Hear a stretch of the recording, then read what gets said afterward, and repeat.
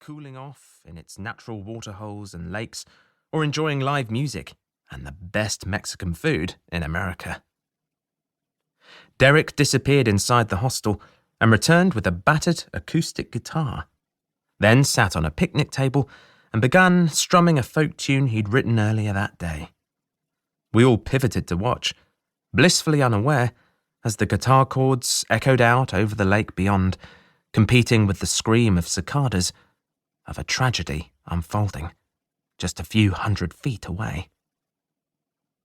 A little later, Luke, Eli, and I took a bus downtown and walked along 6th Street, the thoroughfare of bars, venues, and tattoo parlors that was to Austin what Beale Street is to Memphis or Bourbon Street is to New Orleans.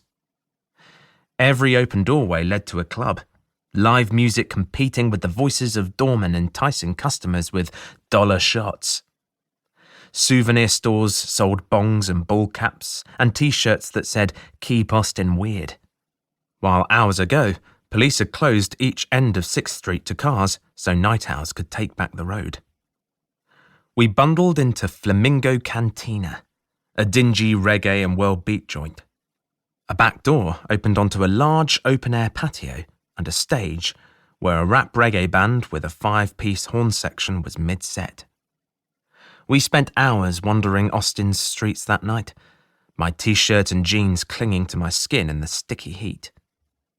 We arrived back at the hostel in the early hours of the morning, bleary-eyed, to find 3 police cars in the parking lot, blue and red lights flashing.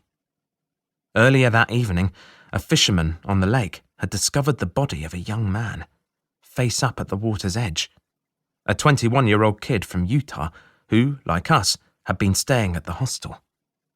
He'd been missing for a few days, and his family had been looking for him. Eli just figured he must have packed up and left without saying anything. We didn't hear much more that night, but the police said that he'd drowned, that he'd taken his own life. The following afternoon, Eli led 10 of us, single file, in silence, across the grass behind the hostel and along a dirt path to the lake, and suggested we each pay our respects to our fellow traveller in our own way. Then it began, a ceremony of sorts. A couple of people read poems. Someone said a prayer. The rest of us, Luke and me included, stood there, a little bewildered, a silent part of this ritual under the scorching Texas sun. Participants in a tribute to a traveller we never knew. I didn't realise then how profound this single event would turn out to be, how the tragic death of a young man in Austin was a singular moment around which my own life would pivot. It had forced a handful of people who barely knew one another to unite against the backdrop of tragedy. And Luke and I knew in that moment we couldn't leave town that day.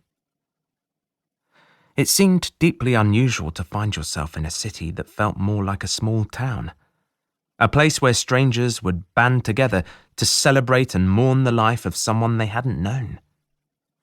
I found it almost indescribably moving to see how this disparate band of travellers had quickly become a community, and how Luke and I had become part of that as well. Looking around, I felt that there was something bigger to the situation too. Something about Austin had drawn this man here, and something meant he would end his life here, just as I was beginning the next chapter of mine. I wasn't spiritual, but even I thought that this was somehow fatalistic. And in years to come, I'd look back and see that it took the death of this stranger to make me fall in love with Austin. Back at the hostel, Eli was shuffling papers at the front desk. "We'd like to change our booking," I said. "We want to stay for the week." Our unplanned extended stay in Austin meant that over the next week I'd get to know the city and some of our fellow travellers in the Town Lake hostel a little better.